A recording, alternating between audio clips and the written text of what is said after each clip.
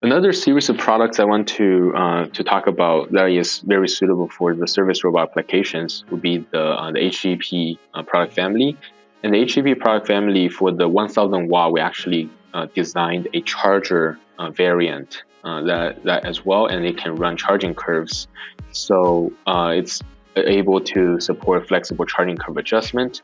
And what's unique about the HEP product family is that it is IP rated, IP65 or IP67, and it comes with the cables for quick plug and connections to the end user applications. So similarly, we also have a higher power variant, the HEP 2300, which also is designed for harsh environment application. It is slightly bulkier than the HEP 1000, but it's able to support multiple communication protocols. So we offer all these options for the customers to choose from CAN bus, PM bus, and Modbus. And the charging curve is also adjustable. And we offer both the terminal wiring and harness connector types for the 55 volt model.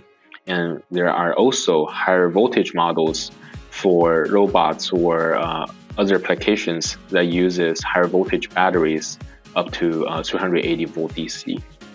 Kai, does Meanwhile offer a way for customers to program current and voltage characteristics into their chargers? And what protocol is being used? All right, yeah. So I talk about, we have the CAN bus, PM bus, and Modbus controls that customers can directly interface and send commands to adjust both the charging voltage and charging current.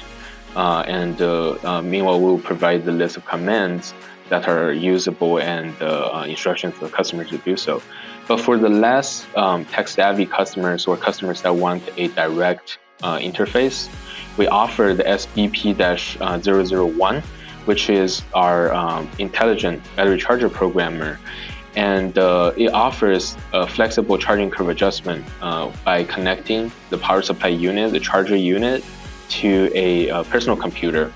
And meanwhile, we also offer a programming software that are compatible with the SBP-001 unit. So the users are able to, on the graphic user interface, they're able to adjust the voltage settings and the current settings in a more visual manner. And of course, for the customers, they can also send PM bus and CAN bus commands via the SBP-001 directly to the charger units as well to program them. So we talk about the stationary chargers and portable chargers, and so the HEP unit that we covered earlier, they can be designed into the portable charging kit for one of our customers, and actually they designed it into more like a suitcase design, and that goes along with the robots.